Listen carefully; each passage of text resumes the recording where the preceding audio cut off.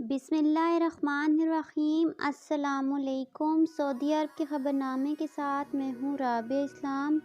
اگر آپ سعودی عرب کے حالات سے باخبر رہنا چاہتے ہیں تو ویڈیو کو پورا دیکھیں، چینل کو سبسکرائب کر دیں، ساتھ ہی لگے بیل آئیکن کو دبا دیں تاکہ نئی آنے والی ویڈیو کا نوٹیفیکیشن آپ کو جلد موصول ہو جائے۔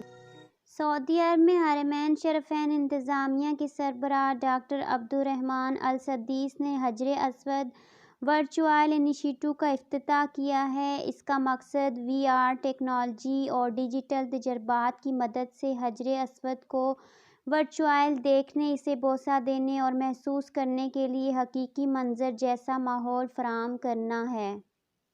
سرکاری خبر رساں ایجنسی ایس پی اے کے مطابق عبدالرحمن السدیس نے بتایا کہ یہ انیشیٹو ڈیجیٹل ایگزیبیشن نے ام القرا یونیورسٹی کے ماتحت خادم حرمین شریفین حج اور عمرہ ریسرچ انسٹی ٹیوٹ کے تعاون سے متعارف کرایا ہے۔ انہوں نے کہا ہے کہ آنکھ، کان، ناک اور احساس کے ساتھ ورچوئل طریقے سے حجر اسود کو دیکھنے کے لیے حقیقی ماحول فراہم کرنا ہوگا تاکہ جو لوگ جدید ٹیکنالوجی کے ذریعے حجر اسود پر نظر ڈالیں تو وہ خود کو اپنے پورے وجود کے ساتھ مسجد الحرام میں خانہ کعبہ کے سامنے محسوس کریں اور زیادہ سے زیادہ افراد اس حوالے سے اپنا خواب پورا کر سکیں۔ انہوں نے کہا ہے کہ مسجد الحرام مکہ مکرمہ اور مسجد نبوی صلی اللہ علیہ وآلہ وسلم مدینہ منورہ عظیم دینی اور تاریخی خزانوں سے مالا مال ہیں۔ سعودی حکومت فرضی منظر جدید ٹیکنالوجی کی مدد سے کچھ اس طرح سے پیش کر رہی ہے کہ اس پر حقیقت کا گمان ہوتا ہے۔ حجر اسود اور اس کے اطراف کے مناظر ورچوئل سسٹم سے ممکن بنائے جا رہے ہیں۔ سعودی حکومت اس کام کے لیے تمام جملہ وسائل بروئے لا رہی ہے۔ شامل کرتے ہیں دوسری خبر۔ سعودی وزیر سرمایہ کاری خالد الفلاح نے کہا ہے کہ آئندہ 9 برس کے دوران مملکت میں 12 ٹریلین ریال سے زیادہ سرمایہ کاری کی جائے گی، کیونکہ سعودی عرب تیل سے ہٹ کر اپنی معیشت کو متنوع بنانا چاہتا ہے۔ انہوں نے کہا ہے کہ اس سلسلے میں پرائیویٹ سیکٹر 4 ٹریلین ریال سے زیادہ چھوٹے اور درمیانے سائز کے اداروں میں لگائے گا۔ غیر ملکی سرمایہ کار بھی اس پروگرام کا حصہ ہوں گے۔ سرکاری خبر رساں ایجنسی ایس پی اے اور اخبار 24 کے مطابق وزیر سرمایہ کاری نے بجٹ 2022 فارم کے دوران 2021 اور 2022 کے حوالے سے سرمایہ کاری اور مستقبل میں سرمایہ کاری کے امکانات اور توقعات کے بارے میں تفصیلات سے آگاہ کیا ہے۔ خالد الفلاح نے کہا ہے کہ مملکت کی تاریخ میں پہلی سرمایہ کاری کے کچھ ایسے اقدامات ہوں گے جن کی پہلے کوئی نظیر نہیں ملتی۔ انہوں نے کہا ہے کہ سرمایہ کاری کی قومی حکمت عملی کے تحت طے کیا گیا ہے کہ اب تک جن شعبوں میں سرمایہ لگایا جا چکا ہے، آئندہ ان پر سرمایہ نہ لگایا جائے بلکہ ایسے شعبوں میں سرمایہ لگایا جائے جو اب تک ہمارے یہاں نہیں ہیں۔ سعودی وزیر کا کہنا تھا کہ مملکت ایسے شعبوں پر توجہ مرکوز کریں گے جنہیں اب تک ان کا حق نہیں ملا ہے، مثلاً گرین انرجی اور تجدید پذیر انرجی، ٹرانسپورٹ سیکٹر اور جدید ٹیکنالوجی کا سیکٹر ہماری توجہات کا محور بنیں گے۔ انہوں نے مزید کہا ہے کہ سعودی عرب کا مقصد اگلے 9 برس میں 1.8 ٹریلین ریال کی غیر ملکی سرمایہ کاری کو راغب کرنا ہے۔ انہوں نے معیشت کو کھولنے کے حوالے سے کی جانے والی اصلاحات سے بھی آگاہ کیا۔ سعودی عرب میں کورونا سے بچاؤ کے لیے 18 برس سے زائد عمر کے ایسے افراد جنہیں ویکسین کی دوسری خوراک لگوائے 6 سے 8 ماہ ہو چکے ہیں، ان کو بوسٹر ڈوز لگائی جا رہی ہے۔ بوسٹر ڈوز کا مقصد کورونا کے نئے ویرینٹ سے تحفظ ہے۔ اس ضمن میں وزارت صحت کی جانب سے مملکت کے تمام شہروں کے ویکسینیشن سینٹرز میں مفت ویکسین لگانے کا عمل جاری ہے۔ سعودی عرب میں مقیم پاکستانی کی جانب سے جوازات سے سوال پوچھا گیا۔ ہم نے چھٹی پر پاکستان جانا ہے جبکہ یہاں بوسٹر ڈوز لگانے کا کہا گیا ہے۔ بوسٹر ڈوز کے لیے توکلنا پر جو اہلیت کی تاریخ شو ہو رہی ہے وہ 21 مارچ 2022 جبکہ ہم 10 افراد ہیں اور ہماری فلائٹ 24 دسمبر کو اور واپسی 28 فروری کو ہے۔ ہمیں کیا کرنا چاہیے؟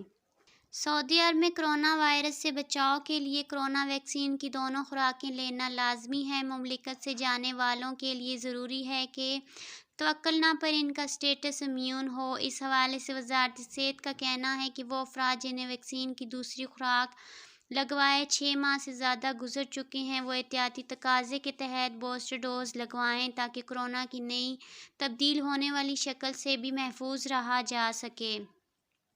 امیگریشن قانون کے تحت وہ افراد جنہوں نے کورونا سے بچاؤ کے لیے ویکسین کی دونوں خوراکیں مملکت میں رہتے ہوئے لگوائی ہیں اور توکل نہ پر ان کا اسٹیٹس امیون ہے، وہ براہ راست مملکت آ سکتے ہیں، جبکہ ایسے افراد جنہوں نے سعودی عرب میں ویکسین نہیں لگوائی انہیں مملکت آنے کے بعد 5 دن قرنطینہ میں گزارنا ہوں گے۔ اس کے بعد ان کا PCR ٹیسٹ کرایا جائے گا، جس کی رپورٹ نیگیٹو آنے پر انہیں قرنطینہ سے نکلنے کی اجازت ہوگی۔ یاد رہے کہ وزارت صحت کے قانون کے مطابق بوسٹر ڈوز ایسے افراد کو ہی لگائی جائے گی جنہیں ویکسین کی دوسری خوراک لگوائے 6 سے 8 ماہ گزر چکے ہوں، جس کے لیے توکل نہ اور صحتی کا ہیلتھ پاسپورٹ کا ریکارڈ دیکھا جاتا ہے۔ بیرون مملکت سے ایک شخص کی جانب سے دریافت کیا گیا سائق خاص کے ویزے پر مملکت میں مقیم تھا۔ جنوری 2020 کو چھٹی پر گیا تھا۔ اقامہ 14 ستمبر کو ختم ہو گیا۔ کیا کفیل اس صورت میں خروج نہائی لگا سکتا ہے؟ امیگریشن قانون کے مطابق وہ تارکین جو مملکت سے خروج عہدہ پر جاتے ہیں ان کی فائل جوازات کے سسٹم میں بند نہیں ہوتی۔ خروج عہدہ پر گئے وہ افراد جو وقت مقررہ پر واپس نہیں آتے، قانون کے مطابق وہ خروج عہدہ کی خلاف ورزی کے مرتکب ہوتے ہیں اور انہیں خروج علمیت یعنی جا کر واپس نہ آنے والے کی کیٹیگری میں شامل کر دیا جاتا ہے۔ جو افراد خروج علمیت کی کیٹیگری کے زمرے میں شامل ہوتے ہیں انہیں عارضی طور پر 3 برس کے لیے بلیک لسٹ کر دیا جاتا ہے۔ ایسے افراد اس مدت میں کسی دوسرے ورک ویزے پر مملکت نہیں آ سکتے۔ اس دوران اگر وہ چاہیں تو صرف اپنے سابق کفیل کے دوسرے نئے ویزے پر ہی پابندی کی مدت کے دوران مملکت آ سکتے ہیں، بصورت دیگر 3 برس گزرنے کے بعد انہیں دوسرے ورک ویزے پر آنے کی اجازت ہوتی ہے۔ خروج علمیت کی کیٹیگری میں شامل ہونے والے اس امر کا خیال رکھیں کہ قانون کے مطابق خروج عہدہ پر جانے والے ایسے افراد جو واپس نہیں لوٹتے وہ صرف حج اور عمرہ ویزے پر ہی مملکت آ سکتے ہیں۔ اس کے علاوہ مذکورہ 3 برس کی مدت ختم ہونے کے بعد دوسرے ویزے پر آیا جا سکتا۔ سعودی وزیر خزانہ محمد الجدان نے قومی بجٹ 2022 کی منظوری کے بعد ریاض میں پریس کانفرنس میں بتایا کہ حکومت کی مالی حالت بہتر ہونے کے بعد سعودی عرب اپنی موجودہ ویلیو ایڈڈ ٹیکس کی شرح پر نظر ثانی کرے گا۔ عرب نیوز کے مطابق جب ان سے ٹیکس کے معاملے اور سرمایہ کاروں پر اس کے اثرات کے بارے میں پوچھا گیا تو انہوں نے کہا زکوٰۃ ٹیکس اور کسٹم اتھارٹی قانون کا اطلاق کرتی ہے اور پالیسی حکومت کی طرف سے آتی ہے۔ محمد الجدان نے مزید کہا کہ اگر سرمایہ کار اپنے ٹیکس کی سطح سے ناخوش ہیں تو نظام انہیں شکایت یا اعتراض درج کرنے کا حق دیتا ہے۔ واضح ہے کہ سعودی عرب میں جولائی 2020 میں الاؤنس کی لاگت کو معطل کرنے کے 1 ماہ بعد ویلیو ایڈڈ ٹیکس میں اضافہ کیا گیا تھا۔ اس اقدام کا مقصد ریاستی مالیات کو کم کرنا تھا جو تیل کی کم قیمتوں اور کورونا کی وبا کے دوراہے اثرات سے متاثر ہو رہے تھے۔ سعودی ولی عہد شہزادہ محمد بن سلمان نے اپریل میں ایک انٹرویو میں کہا تھا کہ ویلیو ایڈڈ ٹیکس میں اضافہ ایک عارضی اقدام ہے۔ انہوں نے کہا تھا کہ یہ 1 سال زیادہ سے زیادہ 5 سال تک جاری رہے گا اور پھر چیزیں وہیں واپس جائیں گی جہاں وہ تھیں۔ ہم اسے 5 سے 10% کے درمیان ہدف بنا رہے ہیں تب تک جب تک کہ ہم کورونا کی وبا کے بعد اپنا توازن بحال کر لیں۔ جدوہ انویسٹمنٹ نے اکتوبر میں تخمینہ لگایا تھا کہ ویلیو ایڈڈ ٹیکس سے سعودی عرب کی آمدنی 2021 میں غیر تیل سے ہونے والی آمدنی کا تقریباً 43% حصہ ڈالے گی، جو پچھلے سال 25% اور 2019 میں 14% زیادہ ہے۔ سعودی وزیر توانائی شہزادہ عبدالعزیز بن سلمان نے کہا ہے کہ سعودی عرب 2022 کے دوران چند ملکوں میں سے ایک ہوگا جو تیل کی پیداوار بڑھائیں گے۔ الوطن اخبار کے مطابق بجٹ فارم میں اظہار خیال کرتے ہوئے انہوں نے کہا کہ کم از کم 2045 تک توانائی کی طلب 28% تک برقرار رہے گی۔